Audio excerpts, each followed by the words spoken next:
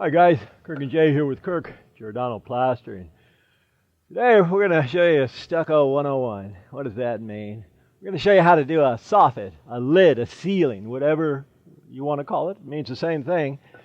What we've got here is we got paper, 2-ply paper on the sheathing, and because this is sheathed, I've done a lot of videos where it wasn't sheathed and it was just the rafters or studs coming out this way, and we put this rib lath on it. Rib lath comes in 1/8 or 3/8, and that's for rigidity, so it could be sturdy. It goes on this way.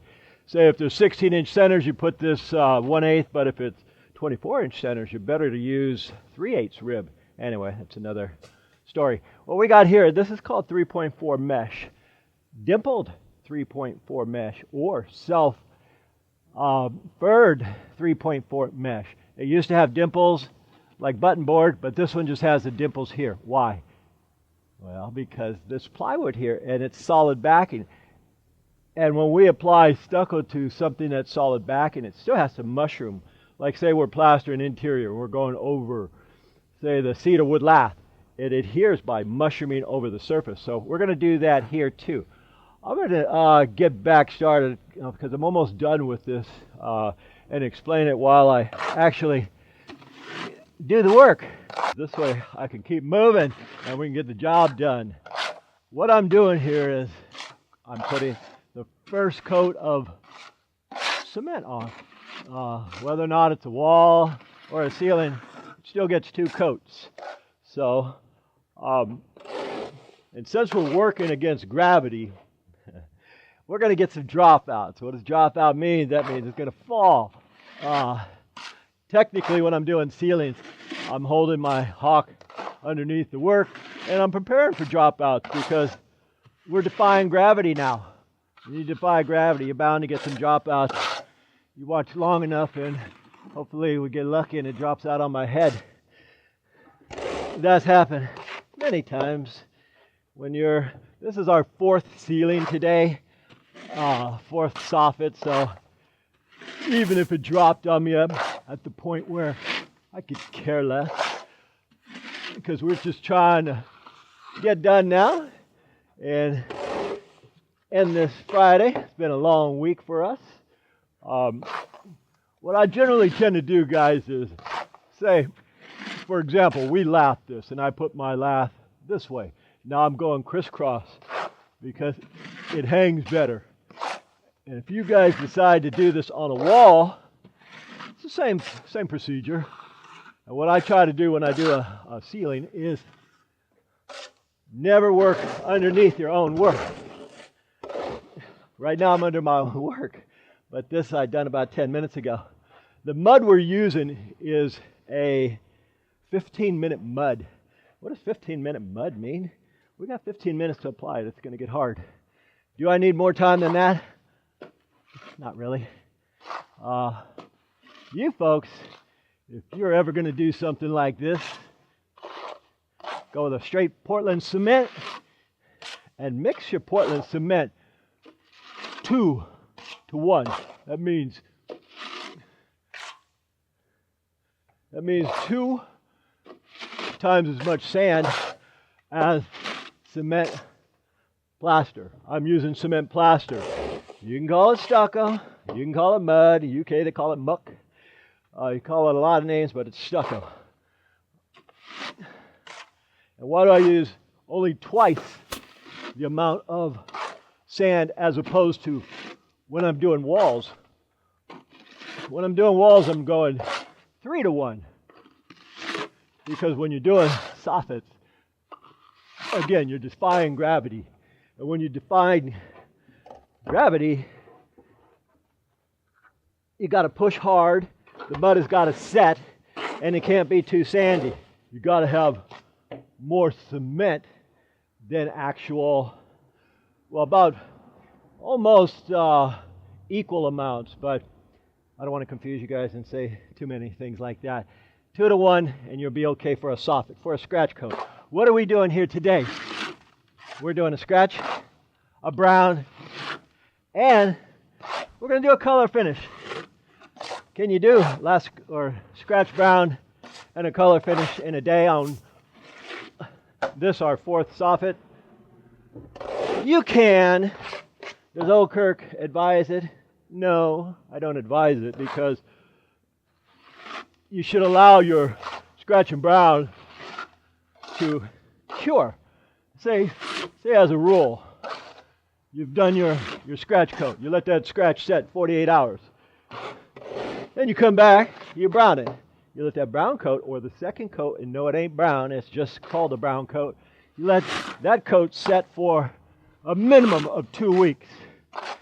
Then you come and do a color coat. But can I get away with doing a color coat today too? Sure I can. Why? Good question. Because our job is to do is scratch and brown and match this texture. But I told the fella here, since we work so often for him, I said, I'll tell you what I'm going to do, man. I'm going to go ahead and color it for you too. And he says, wow, you can do that? And I said, sure. It may crack, it may hairline, but we can do it for you. And as a rule, guys, a lot of these products we use say they're crack free. Now, that's kind of nonsense. And the reason why is, say you suspend this stucco right here in midair. Yeah, it's going to be crack free. When you put it on a wall, and this wall moves, say like this sliding glass door, somebody gets pissed off, they walk outside and slam that door. That's vibration. Vibration and movement cause hairline cracking in stucco. It's like kryptonite to Superman. So, guys, if you got any bags and they say it's crack free, disregard it, because you will get some cracks when you have movement. Say like you get 30 days of rain, that's going to lift the house, and that's called movement. And when the drier conditions occur, you'll get some hairline cracks. Is it a big deal? Not really. What is a big deal is I'm out of mud. See, I want to mix up some more mud. Okay, guys. While Jay mixed, I took a breather, give that shoulder a chance to come back to life. It's funny. How many of you guys do this stuff? And the first soffit or two, your arm feels like it's going to fall off. It starts burning. And as you keep doing it, that burn just goes away. It's like, whoa, second wind. So I got my second wind back quite a few times, and this is a cinch now again. It feels like this morning when I first started the first soffit. Nothing but strength. How much strength does it take, guys, would you assume, to put each stroke on? Say like from here that I'm pulling. I would say it's the equivalent of lifting a 25-pound dumbbell over your head. That's how much strength I'm pushing. Because if I don't push, it's going to fall off. I mean, if I just do something like that, it's going to fall right off. So we got to push, guys. You got to push it hard. You got to push it real hard to get it up there. Now, let's see if I could explain a few more things as I'm going. We are using a product that is same day.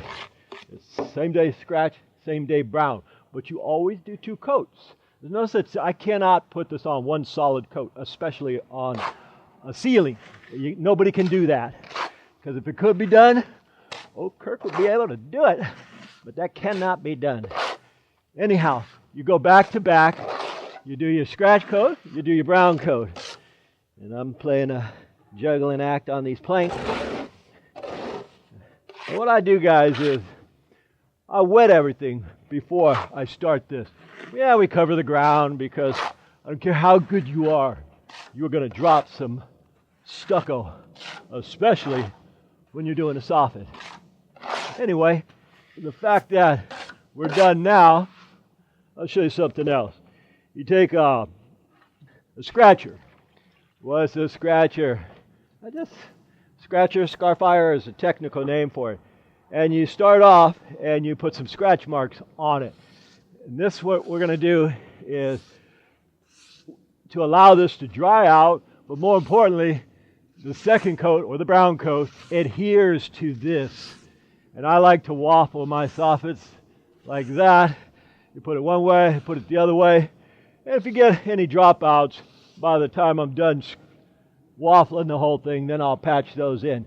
Anyway, when we get ready to do the second coat, we'll show you that too. All right, guys, we have given that, about 20 minutes. Now we're putting the final coat on.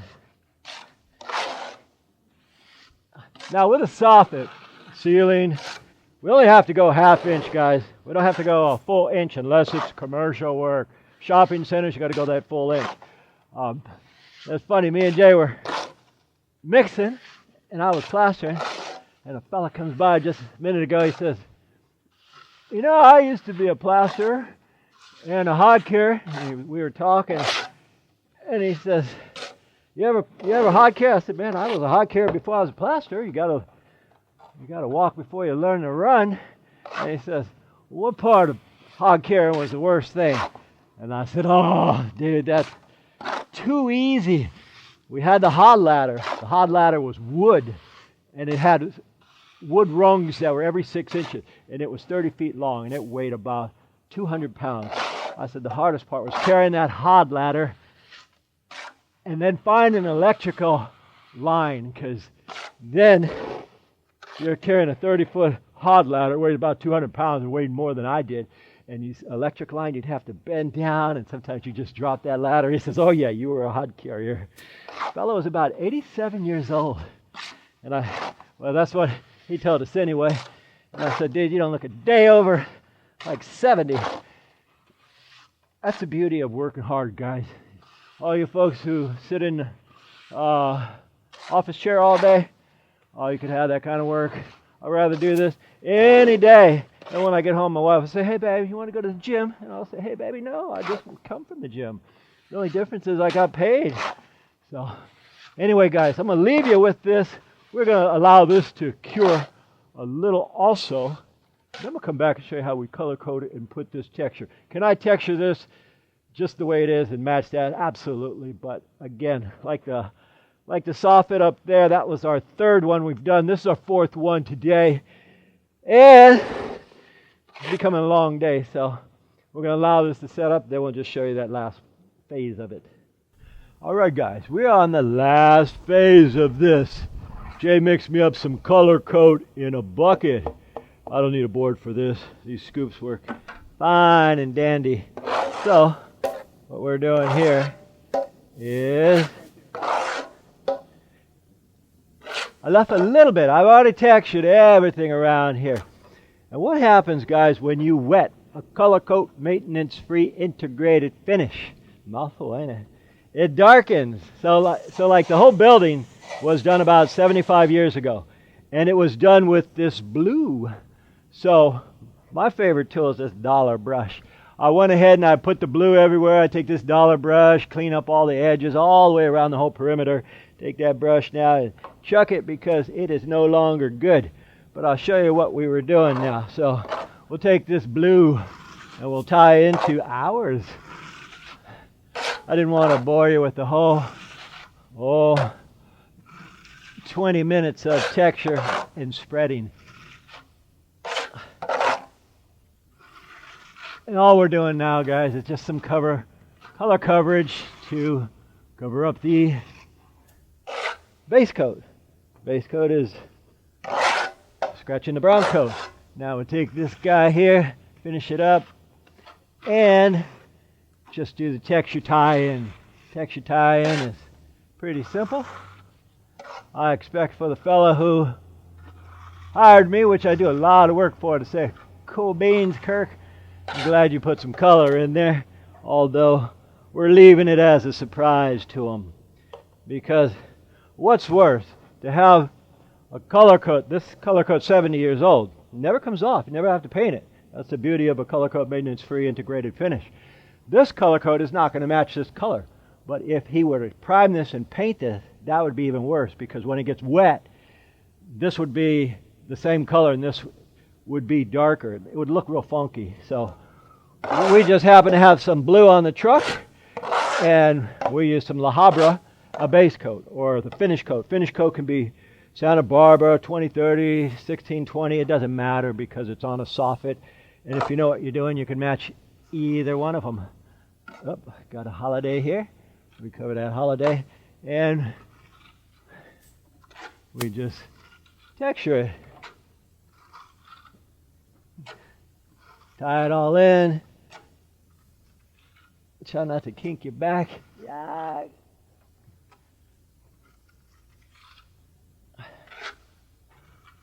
And there you have it, guys.